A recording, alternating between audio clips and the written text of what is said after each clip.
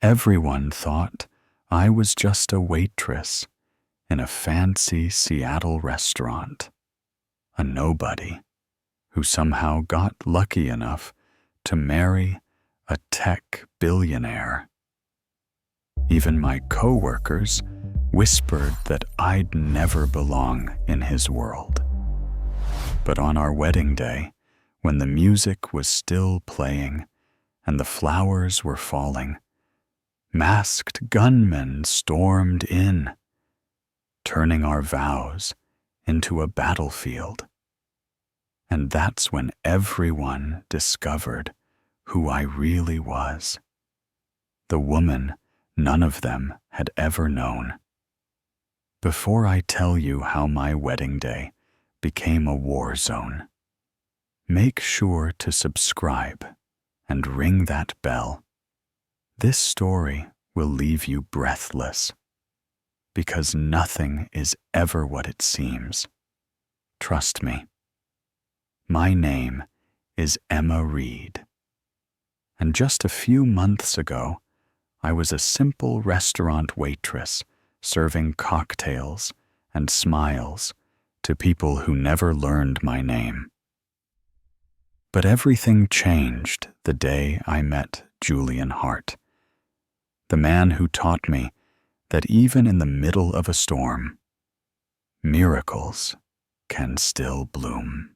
Rain breathed like silk on glass, a hush that made the city lean in to listen.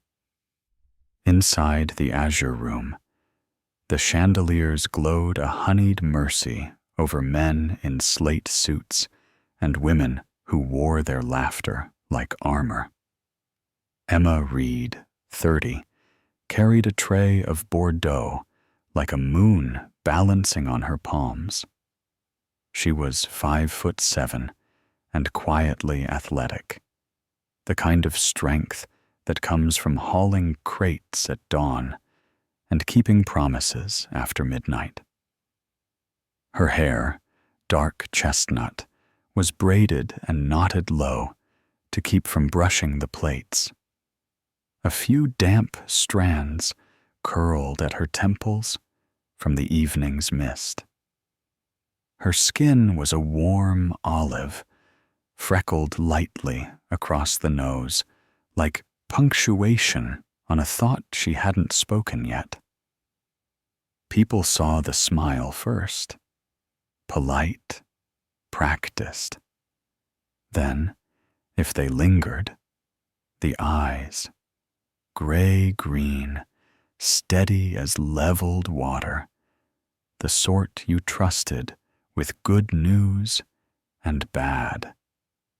Beyond the window awning, Ranger, an 8-year-old German shepherd, broad-chested, black and tan, with a silvering muzzle, curled in a dry corner, like a hearth waiting to happen. He bore the grace of a retired athlete and the patience of an usher. His left ear nicked from a desert wire, his right foreleg scarred in a half-moon that weather had polished smooth. Ranger watched the door because Emma worked inside it. He had learned her rhythms, the half-laugh when tips were good, the quiet shoulder drop when someone snapped fingers like she was furniture. Tonight, she walked like a violin being tuned, tight, careful. The pianist, Owen, a tidy man with a thin mustache and a tie the color of afternoon storms, folded Misty into Autumn Leaves, just to see if anyone would notice. Victor, the maitre d', tall, silver-haired, face shaved to a reflective shine, moved like a polite rumor, everywhere and nowhere.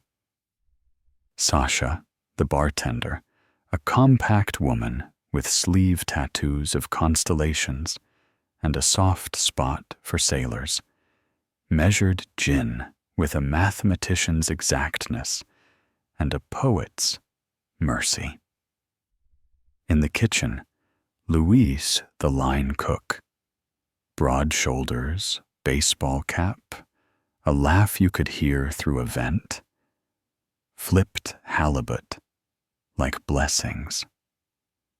At 8:30, the door took a breath and opened. He came in with the rain. Julian Hart had the kind of face headlines could sharpen or soften depending on the day. Angled cheekbones, a square jaw stippled with late evening stubble, and a faint crescent scar near the left eyebrow. Old glass, new story.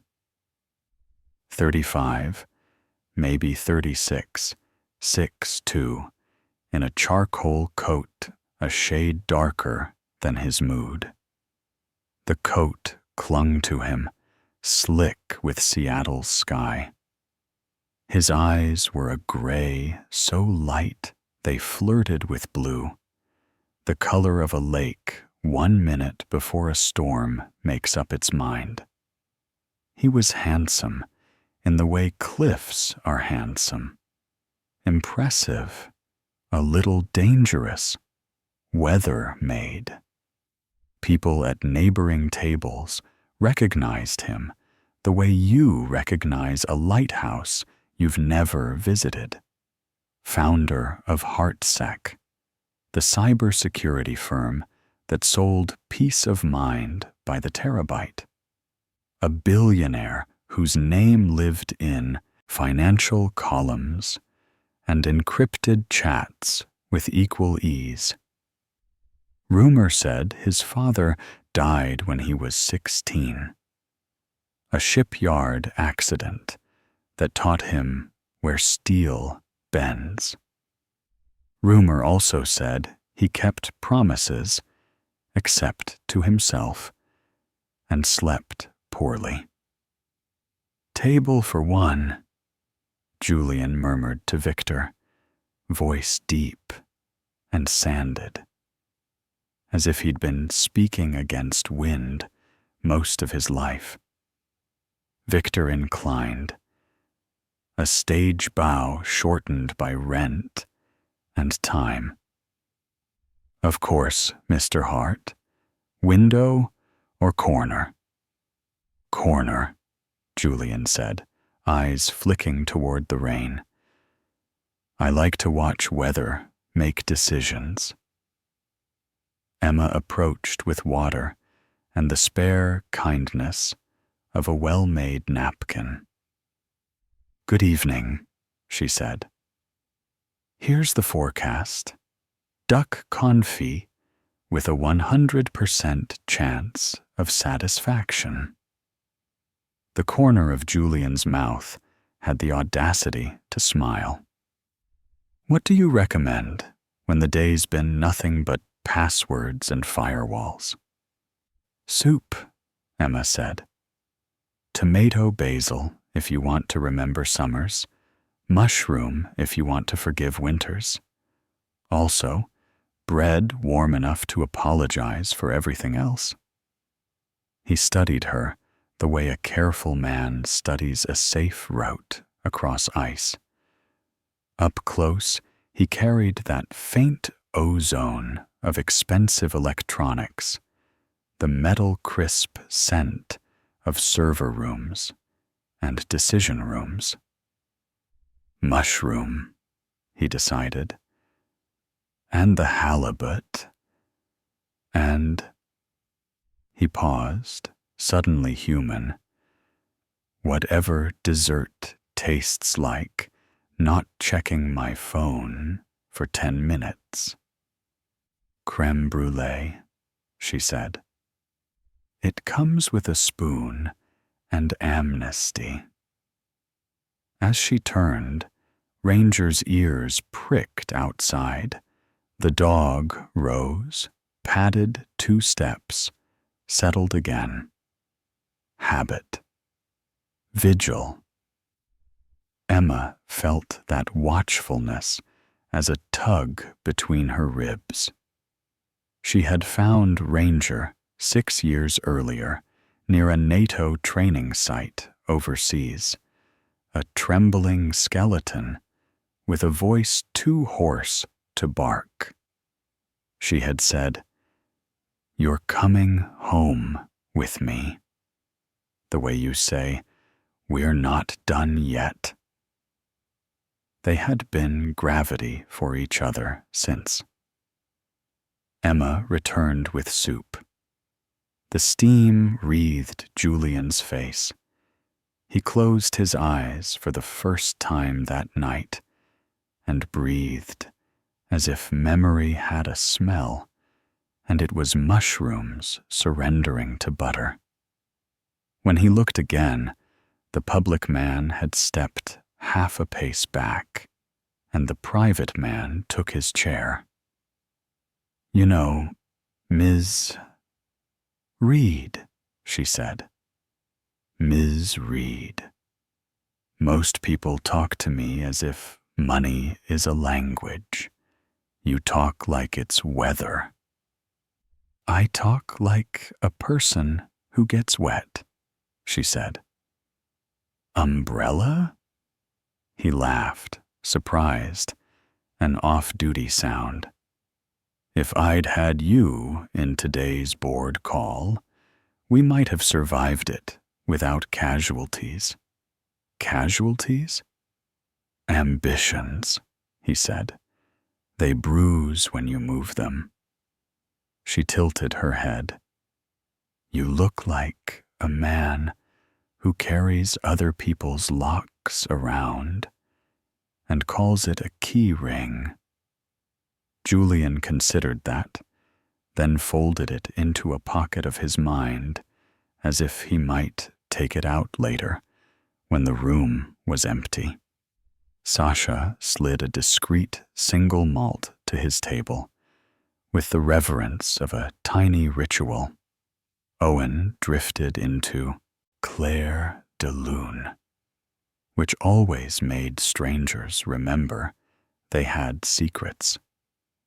Outside the awning, a figure lingered on the curb. A thin person in a black rain shell with the hood tight as a fist. Camera peeking like a bad idea. The lens clicked twice, thrice. Chick, chick, chick. As if counting down to something. Ranger stood. A low velvet growl threaded the rain. The first time Emma noticed Julian's hands was when he reached for the spoon. Large, competent. A small white scar across the knuckle of the right index finger. You don't get a scar like that from emails. You get it from youth and speed and a metal edge you didn't see until you did.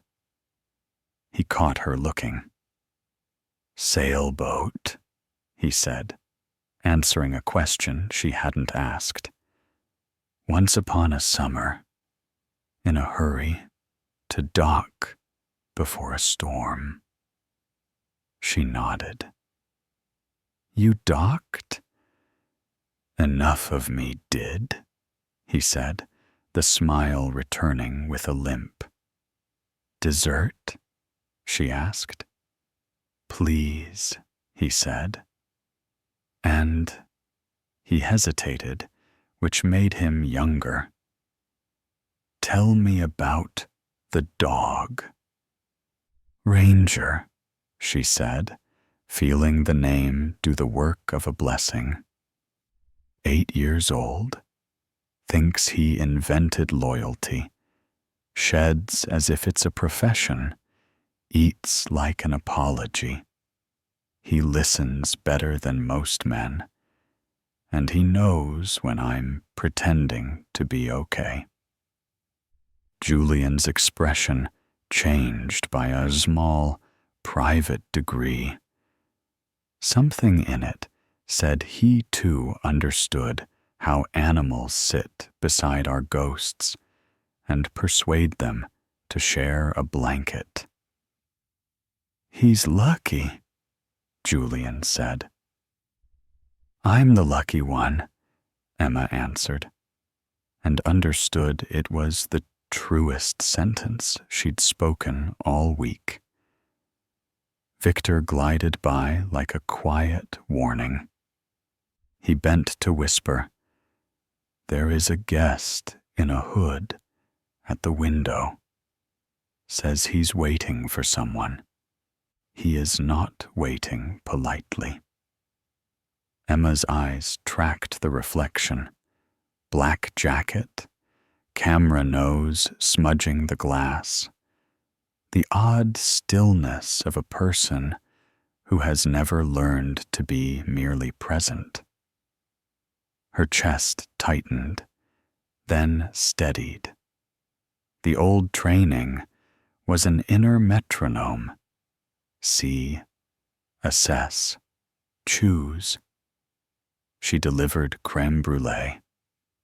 Julian cracked the caramel top with that first joyful break you wish you could hear only once, so it keeps echoing forever. He slid a card across the linen. Simple, matte, Julian, heart, in a clean font that paid its bills on time. "If I come back," he said, "will you recommend a different soup and the same forgiveness?" "I'll see what the weather allows," she said. He stood, shrugged into the charcoal coat, and for a heartbeat looked like a man returning to the sea with only his name for a sail. "Good night, Ms. Reed." "Good night, Mr. Hart." He stepped into the rain, and the door folded him away. Ranger watched him leave, then flicked a glance down the block where the hooded figure now adjusted the camera and took 3 quick shots of Emma through the window. Chick, chick, chick. The dog's growl deepened. A cello string plucked in warning. Closing shift, stacked chairs, the mop's soft evangelism across tile. Owen zipped his music back into its case. Sasha set the bar to sleep. Emma locked the front. Victor checked the back. She fed Ranger a heel of bread and a strip of steak Luis had accidentally overcooked. The city kept raining. The city has practice. Morning came with a gray, the color of resignation suit. Emma's mailbox door stuck a little, as it always did in damp weather. Inside, a manila envelope, unkissed by stamps. The handwriting slanted and hurried, like a person who didn't plan to stay long. She tore it open on the stairwell, Ranger's nose nudging the edge as if meaning had a scent. A glossy 5x7 slid into her palm. Emma, smiling in the candlelight of the azure room, head tipped just so, listening, caught in that flattering accident when work looks like grace. To her right, in soft focus, the profile of Julian Hart, his attention a visible current. across the bottom in thick black marker, "Don't stand so close to storms, or you and the dog drown together." She felt her heart do the strange old thing, tightening to a hard, bright kernel. Then she heard Ranger's throat hum, a sound she had only heard twice before. Once in a distant country, at the edge of a road where men made bad plans, and once in a motel parking lot when the wrong man waited in the wrong car with the engine running. Emma lifted her eyes to the hallway window. Through the glass, across the street, a figure in a rain shell lowered a camera and slid into a silver sedan, unhurried, as if the day had been gentle to him. The car merged into morning traffic and became another rumor. Emma touched Ranger's ear. "It's nothing," she lied, and the dog, being a dog, accepted the lie for now, but not for later. She folded the photo back into the envelope, slipped both into her tote, and told herself she would not think about lighthouses or cliffs or men who smiled after soup. She told herself work was weatherproof. She told herself many things and believed some of them. But when she reached the restaurant, Victor was already at the door with his silver hair and his emergency face. "Ms. Reed," he said softly, "a courier came. For you. No return address." She opened the second envelope. Inside was another photograph, this one taken from above, a rooftop angle. Emma at the hostess stand, Julian seated in the corner, the space between them measured like an equation. On the back, a line in the same impatient hand. Heart draws lightning. Step away from the tree. Emma looked at Victor. He looked at Emma. Ranger pressed against her leg. A living vote. "Coffee?" she said, her voice steady. "A very large one." And somewhere between the first bitter sip and the second, she made a quiet decision that would change the weight of every hour to follow. The morning delivers a warning. Photographs of Emma and Julian, a threat against her and Ranger, and the realization that someone has already chosen sides for her. Julian Hart returned to the Azure Room as if the rain itself had sent him back. The city had not stopped weeping since the night he left, and the windows were veined with silver, blurring the skyline into watercolor. Emma Reed stood behind the counter, polishing glasses that were already clean. When she saw him, her pulse did something strange, half relief, half warning. He looked the same, yet different. The fatigue around his eyes had deepened, and his jaw was darkened with 2 days' worth of stubble. The charcoal coat was gone, replaced by a navy trench damp at the hem, and there was a restlessness in the way he scanned the room, as if every face might be both threat and answer. Ranger, lying outside beneath the awning, lifted his head the moment Julian entered.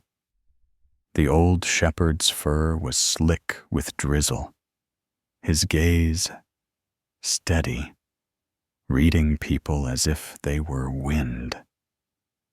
He thumped his tail once against the concrete, not in greeting, but in recognition. A soldier's salute. Julian took a corner table again, alone except for his silence. When Emma approached with the espresso tray, she tried to sound casual. "Seattle's still drowning," she said. "You sure you want to add caffeine to that?" Julian smiled faintly. "I've lived off worse things." His voice was calm, but something inside it trembled like a thin wire carrying too much current. Emma set the cup down. The saucer rattled against porcelain. "You have enemies, don't you?" she asked quietly. He didn't flinch, his gray eyes fixed on her, level, honest. "The technology I built," he said, "can lock the world's doors, or open them. People who want the latter don't take no politely." He stirred his espresso slowly, as though timing his confession to the swirl of crema. "Heartsec has firewalls strong enough to stop armies, but greed always finds a back door." "Then why come back here?" Julian looked up, the faintest smile at one corner. "Because for 10 minutes I felt normal. Soup, conversation, a dog outside pretending to ignore me. That's rarer than money." Emma didn't answer. She wanted to tell him about the photos, about the threats, but something in his expression stopped her, a mixture of exhaustion and guarded hope, as if he'd run too far from both truth and trust. At the bar, Sasha polished a glass and watched them through the mirror. Her tattoos gleamed like constellations. "He's trouble," she muttered to Owen, who was warming up a slow jazz number. Owen shrugged. "Maybe, but trouble's good for tips." The door chimed.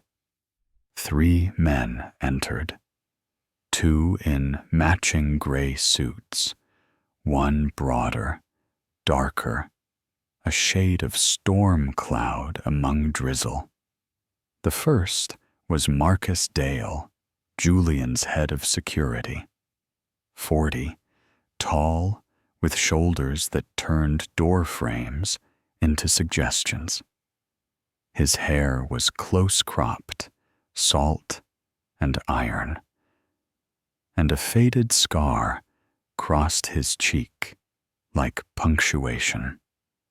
Behind the habitually alert eyes was the history of a man who had once served and never stopped. The second guard, Reese, younger, wiry, with restless hands that tapped invisible beats, scanned exits as if cataloging them. The third lingered by the door, clearly the kind who spoke only if everything else failed. Marcus nodded toward Emma, polite but distant, then leaned to Julian's ear. "Sir, We swept the car twice. No trackers. But the email came again. Julian's jaw tightened. Encrypted? Not this time. Plain text. They want the original source code by midnight. No intermediaries. Emma pretended to wipe the next table, but her skin prickled. Source code sounded like something people bled for. Julian's gaze flicked briefly toward her before he dismissed his men with a quiet, "Outside." They obeyed without a sound, ghosts trained for daylight. When the room had quieted again, Emma said, "You didn't tell me they'd threaten you directly." Julian set down the cup. "If I told you everything, you'd stop serving me coffee." "I might serve whiskey instead," she said. He laughed once, short and dry. "I'll take it. Double." Outside, Ranger stretched, uneasy. The wind had shifted. The scent carried oil and metal, vehicles idling too long. The dog stood, hackles lifting, and a low growl rolled from his chest like thunder, still deciding whether to strike. An hour later, the dinner rush faded. Emma walked home through streets that smelled of cedar and rain. Ranger trotted beside her, head level with her hand. They were halfway across a narrow street when a black SUV slid from the curb, too smooth, too silent. The rear window lowered halfway. A man's voice called, "Miss Reed, don't make us shout." She froze. The man who stepped out was mid-30s, thick-set, a face both unremarkable and forgettable. The kind you'd pass 100 times in line at a coffee shop. He wore leather gloves, though the night was mild. "Our boss would like a word." Emma's heartbeat sharpened. "Who's your boss?" "You'll know soon enough." Before he moved closer, Ranger lunged. The shepherd hit the man's arm, jaws locking just below the wrist. The sound was wet and sudden. The gun he'd hidden clattered onto asphalt. The second man inside the SUV cursed, reaching for something under the seat. But Emma had already run, dragging Ranger into the alley that cut behind a row of shuttered bookstores. The rain came harder now, washing the blood from Ranger's teeth. They didn't stop until they reached her apartment building, a 3-story brick block that smelled of old wood and tenant secrets.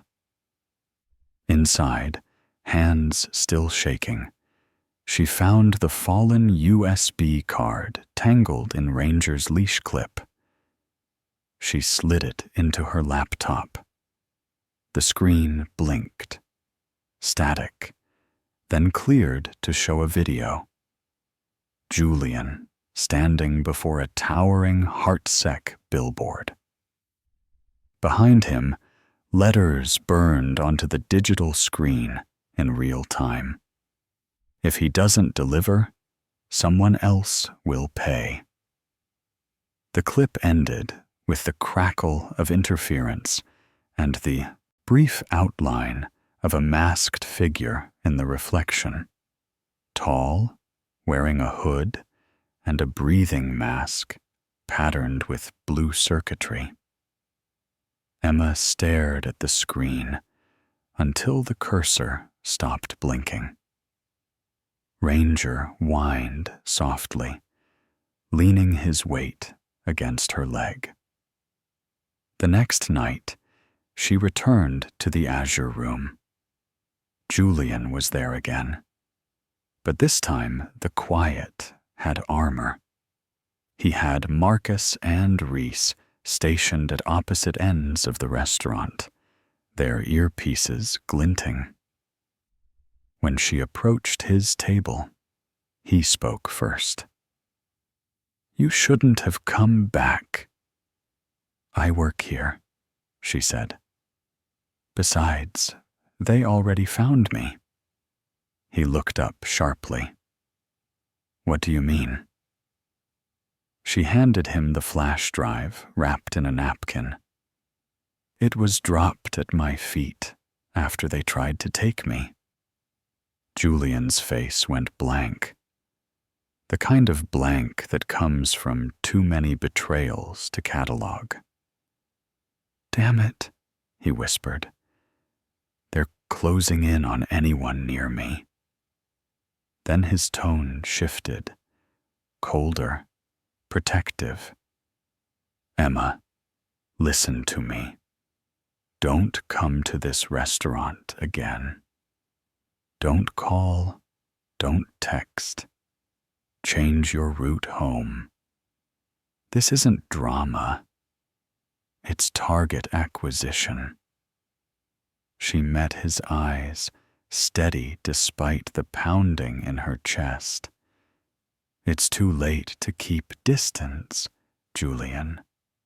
Someone already decided I'm part of your equation. They want me gone first, to scare you." He stared at her a moment longer, and something unspoken passed between them. Recognition, guilt, maybe the beginning of a loyalty neither wanted.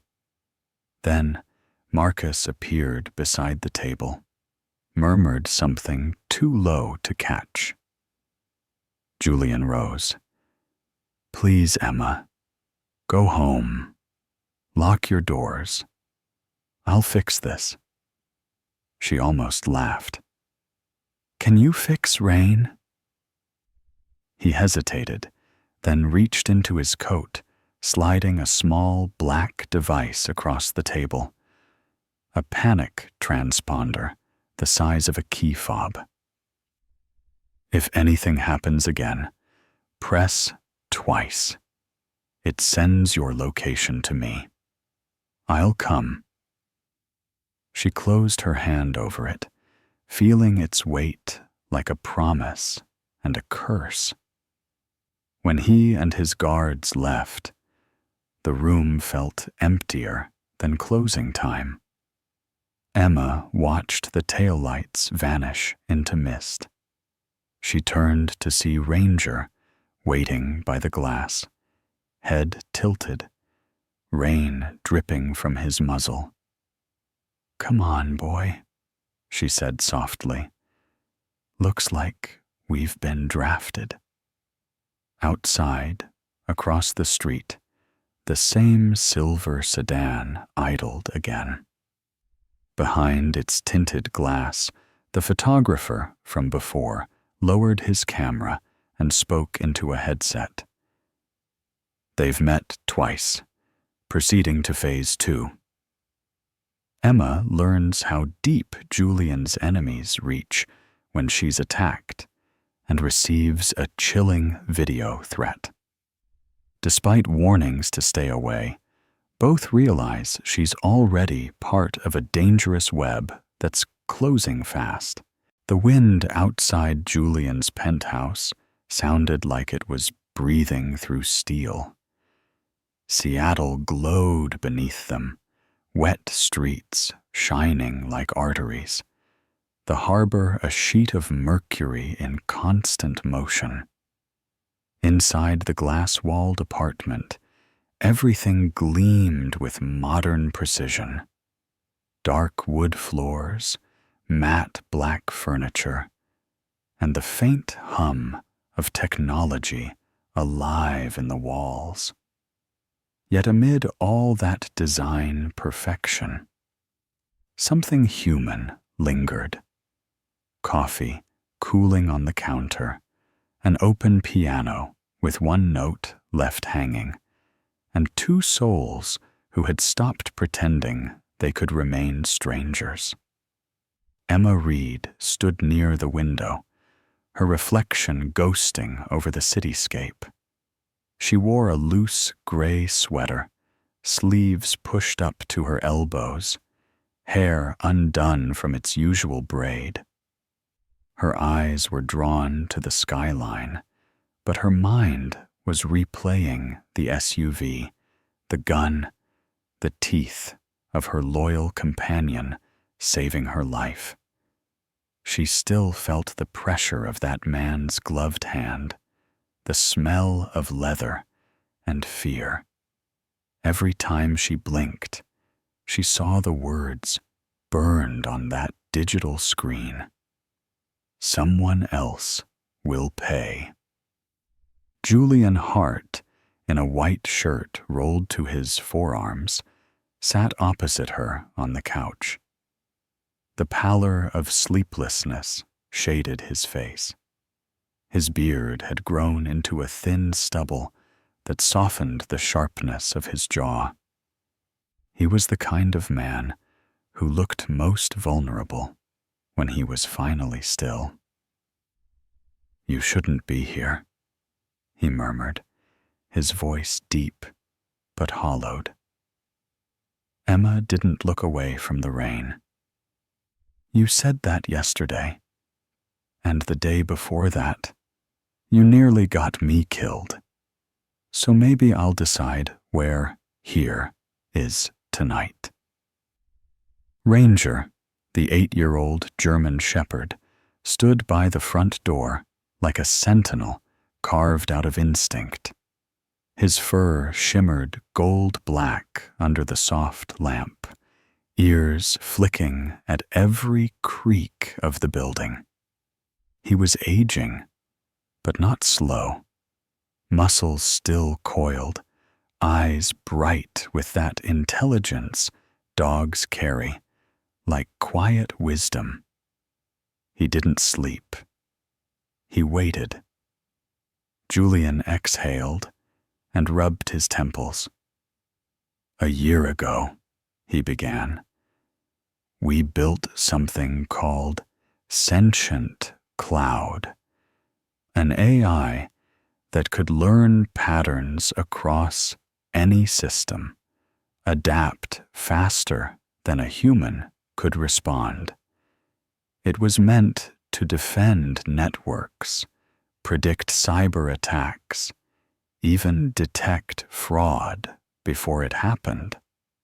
But someone inside my company copied the core framework.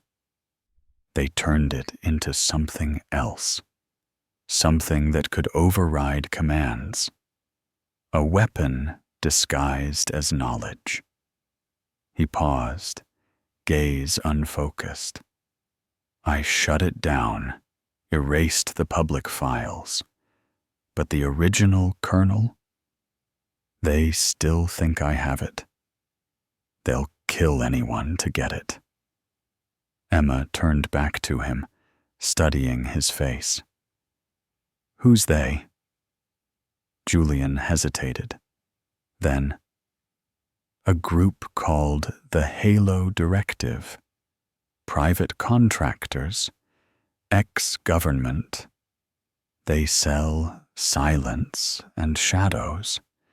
They were the ones who financed early AI defense systems before HeartSec bought them out. When I refused to renew the partnership, they didn't take it well. You're saying this isn't corporate rivalry?" She, said softly. "It's a war without uniforms." Exactly. There was a beat of silence before she spoke again.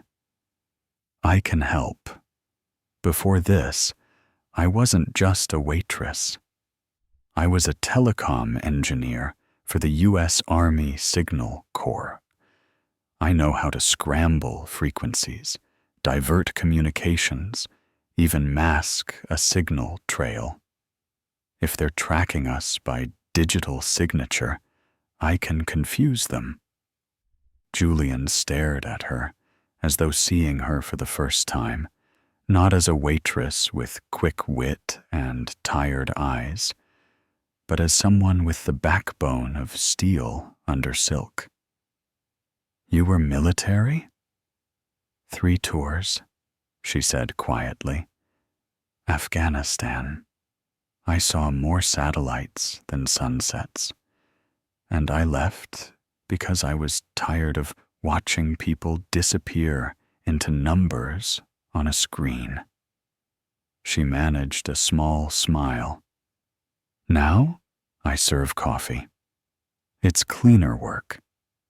Julian's expression softened, a thread of admiration winding through fear. You don't owe me this, Emma. I don't, she said. But Ranger does. He doesn't protect strangers. A small chuckle escaped him, half broken. Then I'll take that as a recommendation. The conversation ended when the alarm beeped softly, a chime too gentle for the danger it carried. Ranger's growl rolled go and dark. Emma crossed to the window. Movement on the balcony, she whispered.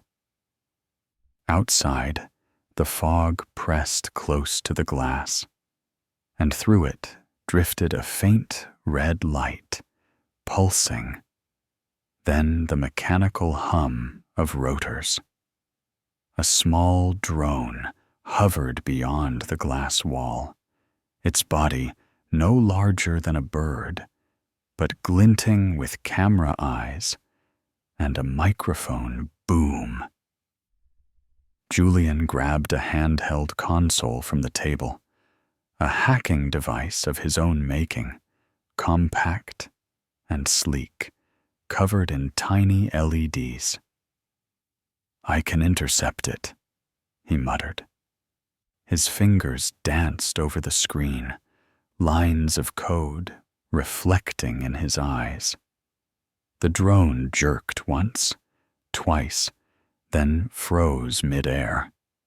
The laptop on the counter lit up as Julian rerouted the feed.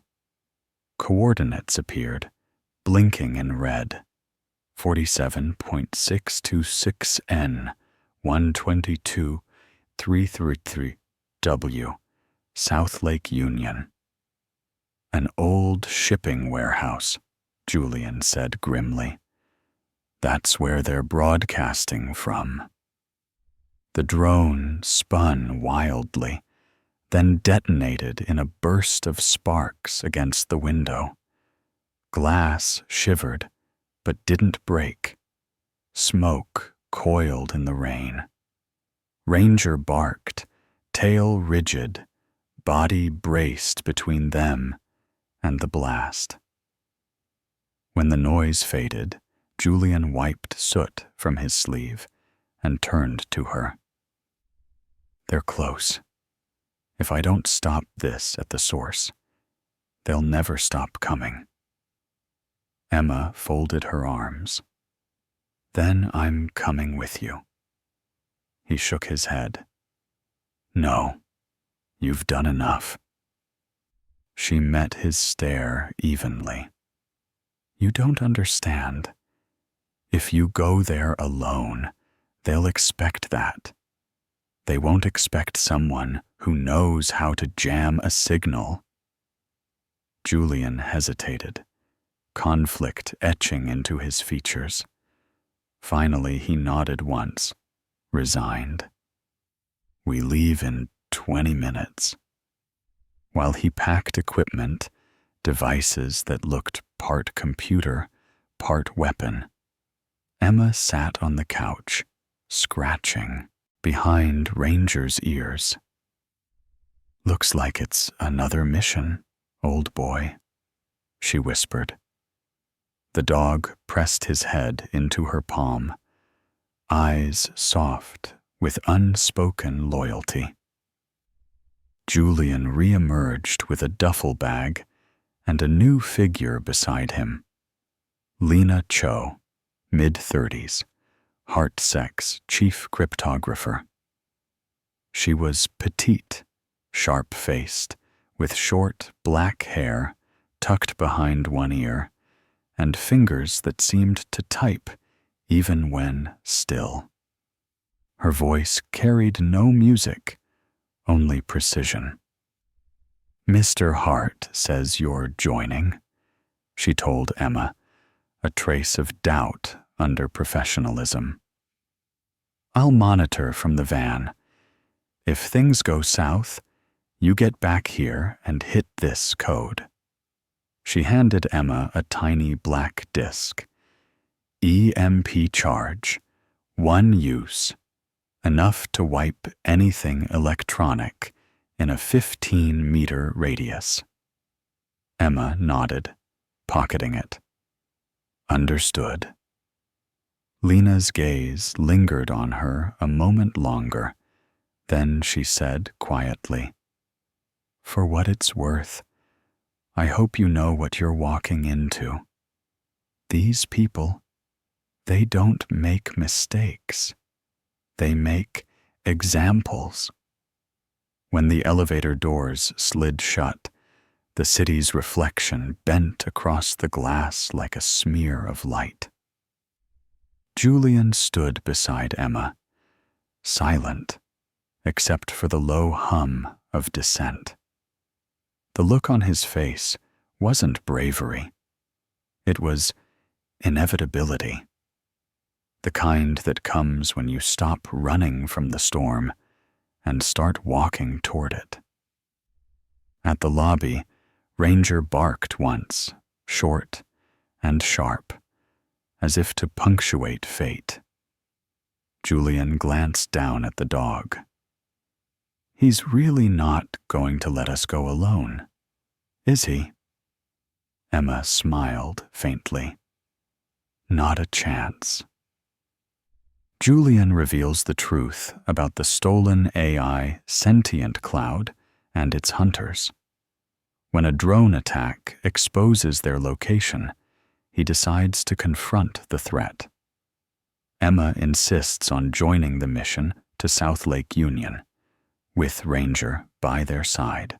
2 months later, the clouds finally broke over Seattle, revealing a fragile spring that smelled of salt and rebirth.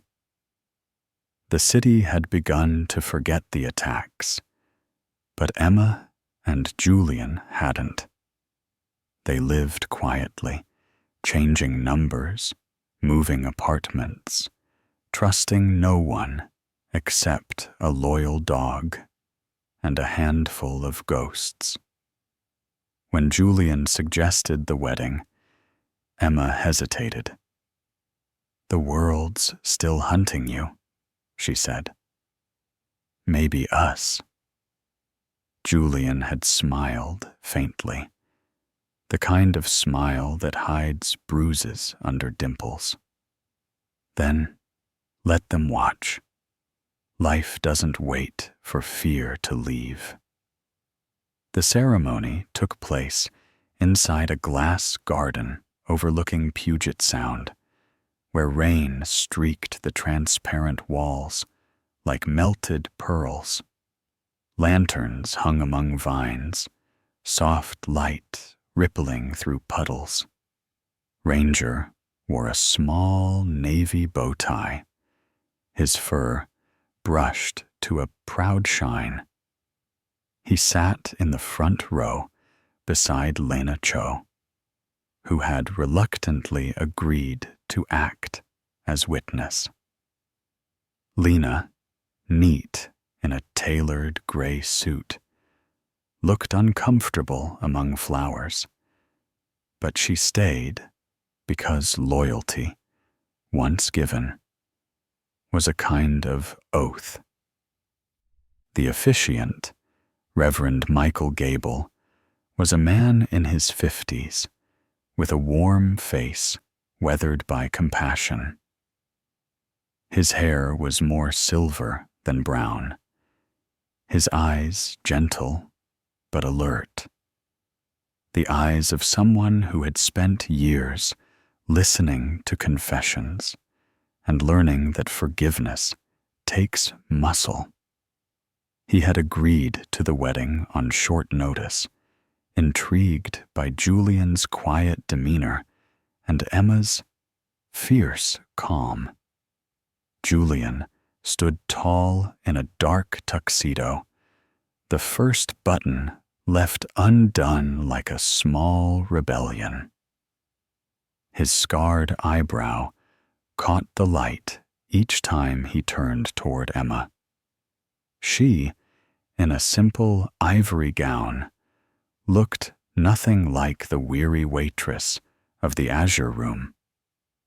Her hair, pinned with tiny white blossoms, shimmered with rain that had slipped through the roof vents. When she smiled, it wasn't from joy alone, but from survival.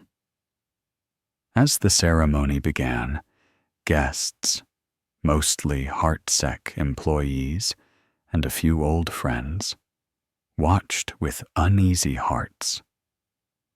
They all knew too much about threats written in code and shadows that hacked through walls. Marcus Dale stood discreetly near the exit, his earpiece flashing green. Reese hovered near the sound booth, fingers drumming a nervous rhythm on his belt. Reverend Gable's voice rose above the sound of rain. "Marriage," he said, "isn't built on safety. It's built on faith, the kind that still reaches out a hand even when the storm hasn't passed." Emma's eyes flicked toward Julian. He nodded, his hand tightening around hers. Then, darkness. The lights blinked once, twice, and vanished. Gasps broke out. The LED screen behind them crackled to life, its blue glow slicing through the glass hall. A distorted voice filled the space, metallic and slow. "Congratulations to the liars. Let your wedding end with light." The screen changed, showing footage from the drone that had attacked Julian's penthouse. Emma saw herself frozen mid-scream, Julian reaching for her, the timestamp reading 2 months earlier. Then came the sound, a faint whine from above, followed by a pop, like distant thunder, muffled by silk. Marcus shouted, "Roof! Now!" But it was already too late. The skylight shattered inward.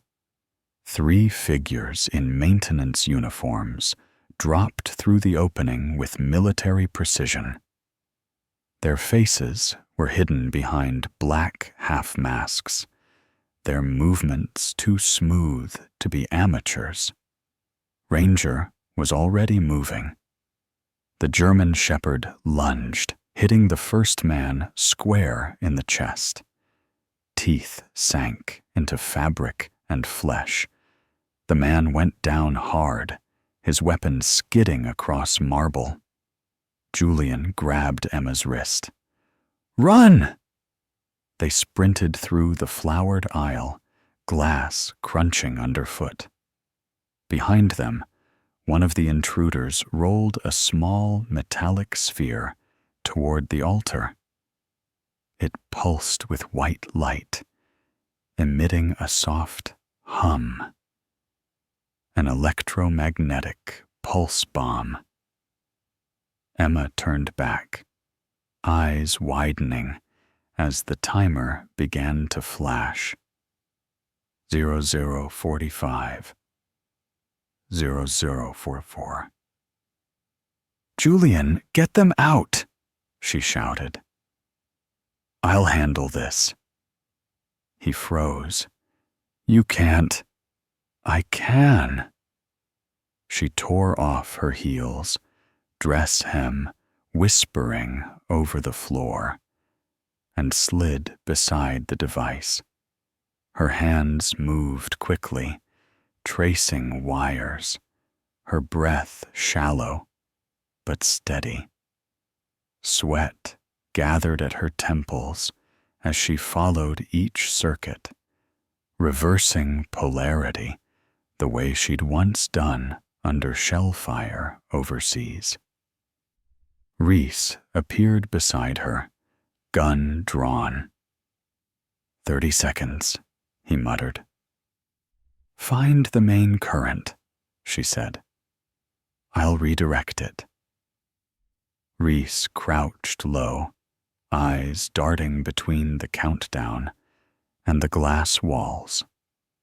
His lean face was tight with panic, jaw trembling. He'd always been good with surveillance, not bombs. But seeing Emma work, swift, precise, utterly calm, made him slow his breathing to match hers. "Now," she whispered. "On my mark." 006. Emma yanked the stage light cord from its socket, stripped the copper wire, and jammed both ends into the bomb's secondary port. Sparks hissed. The timer blinked once, then froze at 0003. And then silence. The lights flickered back on, revealing chaos and disbelief. People were crying, shaking, clutching one another. Ranger stood over the first attacker, his muzzle red, his eyes bright and wild. Marcus and Reese had pinned the other two to the floor. Lena was on the phone with emergency dispatch, voice clipped and controlled. Julian found Emma kneeling beside the device, her gown scorched at the hem, her fingers trembling now that it was safe to. He crouched beside her, touching her cheek. "You saved everyone," he whispered. She looked up, eyes wet but steady. "You were going to keep this from me forever, weren't you?" Julian hesitated. "Until no one could hurt you." Her laugh was soft, bitter. "Then you'd never tell me." Before he could answer, a gunshot cracked from above. The glass ceiling trembled again. Julian jerked backward, eyes wide.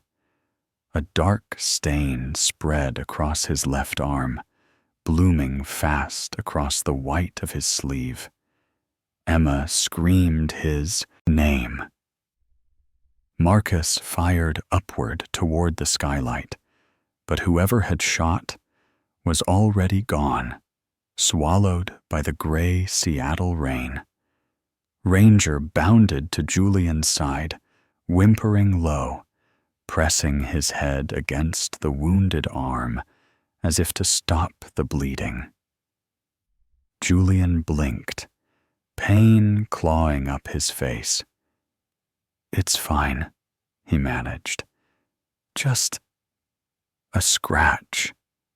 But his knees buckled. Emma caught him, lowering him gently to the floor, her hands slick with his blood. Outside, sirens wailed, rising through the storm. Lena ran toward them, pressing a bandage against the wound. "It's through and through," she said quickly. "He'll make it if we keep pressure." Emma barely heard her. She looked at Julian, at the man who'd brought her into a war she didn't choose, and yet the only one she trusted to stand beside her in it. His lips moved, faintly. "Don't let them finish this." She leaned close, tears mixing with rain dripping through the shattered glass. "I won't," she whispered. "I promise." Emma diffuses the bomb and saves the guests, but Julian is shot by a hidden sniper as the chaos settles. Their wedding, meant to symbolize peace, becomes a new battleground as Emma vows to protect him and uncover the enemy behind the mask. Seattle's dawn crawled in pale and tired, like a wounded soldier returning home. The hospital smelled of antiseptic and sleeplessness, the hum of fluorescent lights echoing through sterile halls. Emma Reed sat alone in the waiting corridor, her gown still speckled with Julian's blood that no soap could wash away. Her hair was tangled, her eyes raw from tears, but her back remained straight.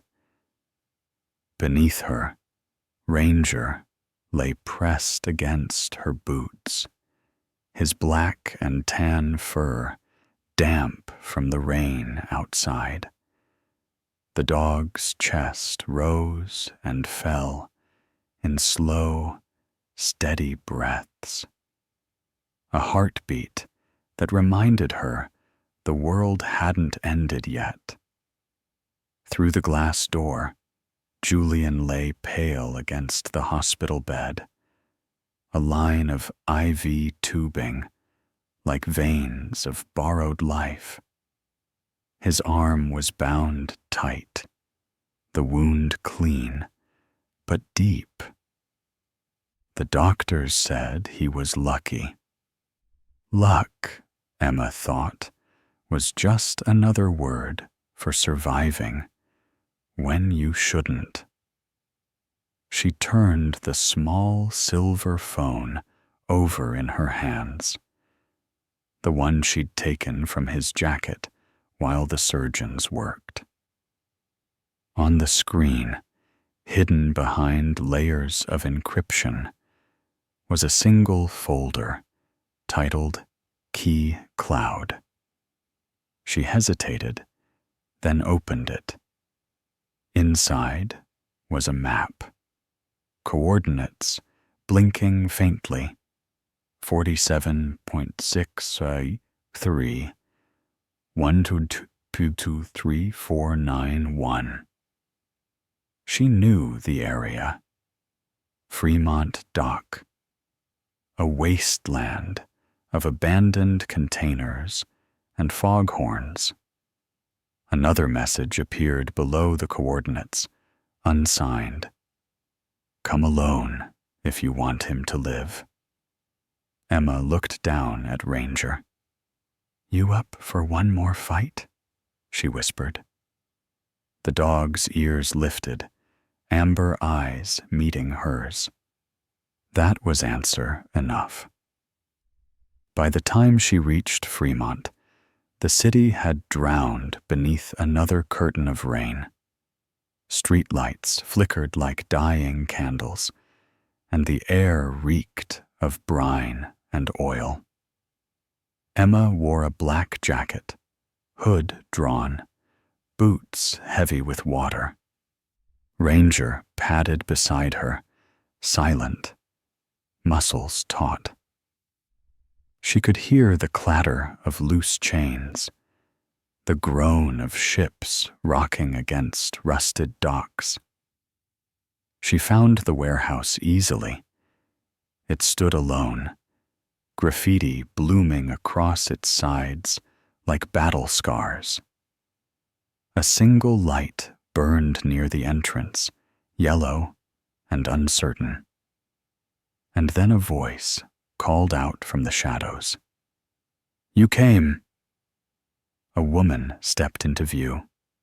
She was tall and wiry, wearing a slick leather coat that glistened in the rain.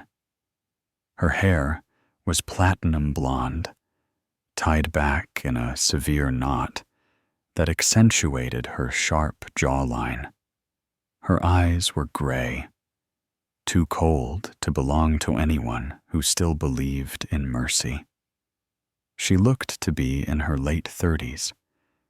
Beautiful, in a way. Knives are beautiful. "I assume you're Emma Reed," the woman said. "I'm Nadia Voss." Her accent carried the faint cadence of Eastern Europe, each word clipped and exact, like code compiled aloud. "You have something I need." Emma's hand hovered near her jacket pocket. "And you have something I want. My husband." Nadia smiled without warmth. "Alive, for now, but that depends on your next decision." She reached into her coat and pulled out a compact pistol, the barrel shining under the weak light. "Give me the access key to Sentient Cloud." The code was never destroyed, only hidden. "You and I both know Hart didn't trust the government enough to erase it completely." Emma's pulse slowed. Her military training had taught her one thing: never argue when buying time. "If I hand it over, you'll just kill me anyway." Nadia tilted her head slightly. "Perhaps, but at least he will wake up." Ranger growled, a deep vibration that cut through the rain. Nadia's eyes flicked to the dog. "Loyal," she said. "I shot a shepherd once in Grozny. It tried to drag its handler from a burning Humvee. Didn't stop until its heart stopped." "Funny," Emma said softly. "This one bites back." Before the last word left her lips, Ranger lunged. Nadia fired, but the shot went wide, echoing off the container walls. The dog hit her arm, teeth sinking through leather and flesh.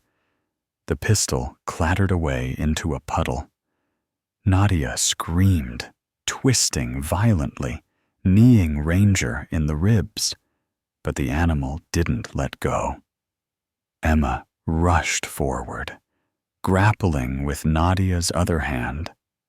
Rain and blood blurred together as they crashed to the ground, sliding over wet metal and gravel. Nadia was strong, too strong to be a simple mercenary. She slammed her elbow into Emma's face, splitting her lip. "You should have stayed in the hospital," she hissed. "You're not built for this world anymore." Emma spat blood and grinned. "Neither are you." She drove her knee into Nadia's stomach, sending her staggering backward into a puddle. Emma dove, grabbing the fallen pistol, but Nadia tackled her before she could aim. They rolled, fists and fury colliding, until Emma caught the woman's wrist and twisted hard. A sharp crack followed, and the weapon fell into the mud. For a moment, both froze, breathing ragged, drenched, their reflections shaking in the water. Lightning split the sky, turning Nadia's face ghostly white.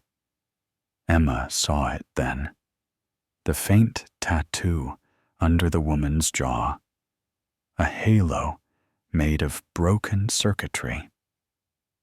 "The Halo Directive," she breathed. Nadia's smile was grim. "We never disappeared. We just learned to stop believing in flags." Ranger barked suddenly. Headlights flared in the distance, black SUVs approaching fast, tires slicing through the puddles. Emma seized the moment, shoving Nadia into the water and snatching a small satellite phone from her pocket. She thumbed through it. One open channel. GPS active. Good. "You wanted a signal?" Emma muttered. "Here's one for you." She reversed the GPS ping and redirected it straight to the nearest FBI terminal. Julian had shown her the access codes months ago, half joking. Somewhere downtown, alarms would already be ringing. Nadia lunged again, but Ranger intercepted her, knocking her flat. The woman's head hit metal with a dull thud, and she went still. Emma collapsed beside her, panting, rain streaming down her cheeks. Ranger limped over, wet and trembling, but alive. Blue lights appeared on the horizon, sirens cutting through the downpour. Black-clad FBI agents poured into the dockyard, weapons drawn. One of them, a tall man in a soaked trench coat, stepped forward, badge gleaming. "FBI," he said. His name tag read Agent Thomas Keller. Mid-40s, clean-shaven, his hair silvered at the temples. His voice carried both command and fatigue. "Ma'am, drop the weapon." Emma obeyed, hands raised. Keller scanned the scene, the unconscious woman, the dog, the pistol, the puddle of red spreading in the rain. "You're Emma Reed?" "Yes." He nodded slowly. "Then we need to talk." Paramedics swarmed past them to secure Nadia and load her into a van. Keller crouched beside Emma, voice low. "Julian Hart's alive. Stable. But there's something you need to know." She turned toward him warily. "Your husband never uploaded Sentient Cloud. He tried to destroy it, but someone from inside HeartSec stopped him." "Inside?" she repeated. Keller's expression hardened. "A mole? And based on our intel, they're still active." Emma's blood ran cold. "Who?" "We don't know yet," Keller said, standing. "But you can help us find out." The rain softened then, like the city itself was listening. Emma looked down at Ranger, who had curled against her leg, eyes half closed. She stroked his fur gently, whispering, "We're still alive, boy." Ranger raised his head, licking her hand as thunder rolled over the bay. For the first time in months, Emma smiled, not from peace, but from purpose. Emma tracks the coordinates to Fremont Dock, where she faces Nadia Voss, a mercenary from the Halo Directive. After a brutal fight, she turns Nadia's GPS beacon to alert the FBI. Agent Thomas Keller arrives, revealing a deeper betrayal within Heartsec itself. The true enemy may not be outside, but among them. 3 months later, the city began to thaw. The cold rains of Seattle had given way to a quieter kind of brightness, sunlight that broke through like forgiveness after too long a silence. From the windows of Heartsec's new headquarters overlooking the Sound, the skyline shimmered under a thin veil of mist, as if the whole city were remembering how to breathe.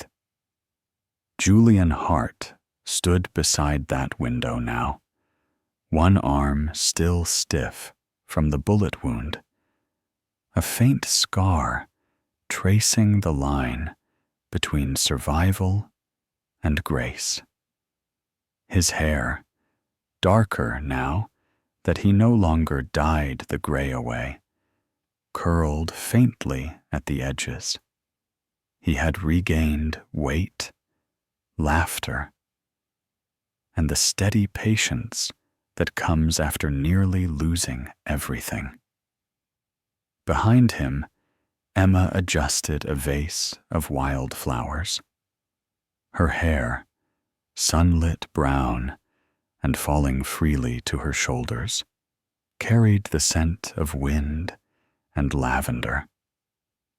Her face was softer now, though the lines around her eyes spoke of nights that hadn't been easy. Ranger padded across the polished floor, his gait slower than before, but steady.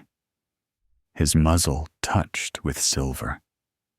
He wore a new collar, a gift from Julian, etched with the words, "Guardian, friend, family." It had taken months of investigation to unwind the betrayal that nearly destroyed them. The mole inside Heartsec turned out to be Graham Ellis, the company's deputy director and Julian's oldest friend. Graham had been with him since college, broad-shouldered, charming, a man whose every handshake felt like a promise. But greed had hollowed him, one opportunity at a time. When the FBI raided his private yacht off Alki Point, they found servers loaded with stolen code and messages between him and the Halo Directive. Graham had fled into the night before arrest. They said he drowned when his boat exploded, though no body was ever recovered. Julian didn't celebrate. He simply closed the file and stared at the sea for an hour, whispering something that only the waves heard. Now, Heartsec was rebuilding, smaller but cleaner. Lena Cho had taken over as operations head. her once cold precision tempered by loyalty. Marcus returned to his family in Arizona, promising to name his newborn son Heart. Even Agent Keller had dropped by weeks ago, handing Emma a signed clearance letter and muttering, "You two have done more for national security than most of us in a lifetime." And now there was this, their second wedding. The venue was nothing like the first. No glittering glass hall, no guests in $1,000 suits. Just a small wooden pier stretching over Puget Sound. A handful of friends. And sunlight warming the boards beneath their feet. Reverend Gable had come again, though his hair seemed even grayer now, his smile gentler. He wore a simple linen stole and stood beneath a frame of cherry blossoms that trembled in the spring breeze.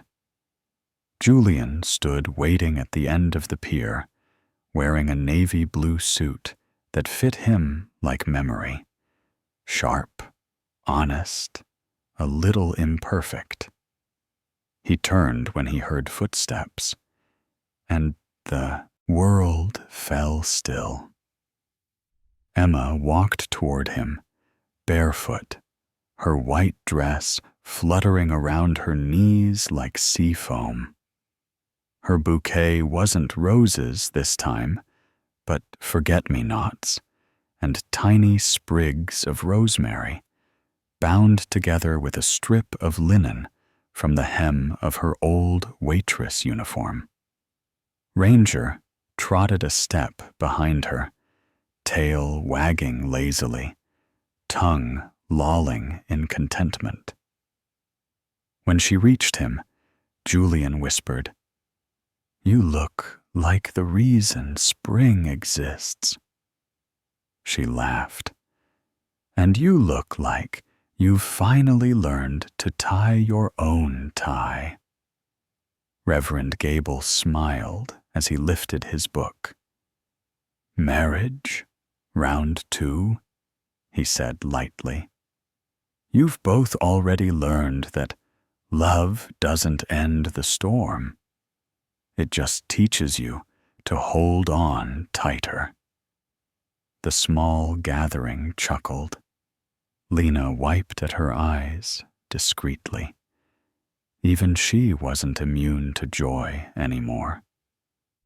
Julian took Emma's hands. "I, Julian Hart," he began, "choose you again, not because life is calm, but because it isn't. I choose you because you see the man under the armor. And you still stay." Emma's voice trembled when she spoke. "I, Emma Reed, choose you because you never asked me to be anyone else. You've been my shelter and my chaos, and somehow both have kept me alive." "Even if I make bad coffee?" he teased. She grinned through tears. "Even then?" The Reverend nodded. "Then, by the power given to me, and by the stubborn grace of survival, I now pronounce you husband and wife. Again." When Julian leaned forward to kiss her, the sunlight broke fully across the sound, scattering gold across the waves. Ranger barked once, sharp and proud, as if announcing it to the heavens. The small crowd laughed, clapping softly. Later, As twilight began to pool beneath the docks, the couple stood on the deck of Julian's modest sailboat, the Meridian. The boat creaked gently as gulls circled overhead. Ranger lay beside them, chin resting on his paws, watching the horizon as if guarding eternity. Emma leaned on the railing, her reflection blending with the water below. "I used to think peace meant no more storms," she said quietly. "But now I think it's learning to dance in the rain without waiting for it to stop." Julian slipped an arm around her waist. "And knowing someone's watching the door while you do." She smiled and rested her head against his shoulder. The wind shifted, carrying the scent of sea salt and cherry blossoms across the bay. The city lights began to flicker alive in the distance, reflections trembling like 1,000 promises kept. Ranger sighed contentedly, his tail thumping once against the deck before he drifted to sleep. The last rays of the sun painted his fur in amber fire, a living echo of all the nights he'd stood between them and darkness. As the tide rose, Julian whispered, "We made it." Emma nodded. "Together." 3 months after the storm, Julian recovers and Heartsec is rebuilt. The betrayer, Graham Ellis, is exposed and presumed dead. Emma and Julian remarry in a quiet ceremony by Puget Sound, with only close friends, Reverend Gable and Ranger as witness. In the sunset's warmth, they rediscover peace, not in the absence of chaos, but in choosing to love through it. Sometimes, miracles don't come with thunder or angels. They arrive quietly, like sunlight after endless rain. What happened to Emma and Julian wasn't luck. It was grace. Grace that comes from faith, from courage, and from never giving up on love, even when the world seems determined to take it away. Maybe you're going through your own storm right now, one that no one else can see. Maybe you've been praying for something that feels impossible. If this story reminds you of anything, let it be this: God never leaves us in the rain forever. Sometimes He sends us strength instead of answers, and people who love us instead of explanations. If you believe in second chances, in loyalty that never fades, and in the quiet miracles that happen every single day, then share this story. Leave a comment about what you're grateful for, and don't forget to subscribe and ring the bell so you never miss another story of faith, courage, and redemption. And tonight, before you sleep, say a small prayer, not just for yourself, but for every soul still walking through their storm. May God bless you, keep you safe, and remind you that even in the darkest rain, His light still finds a way through.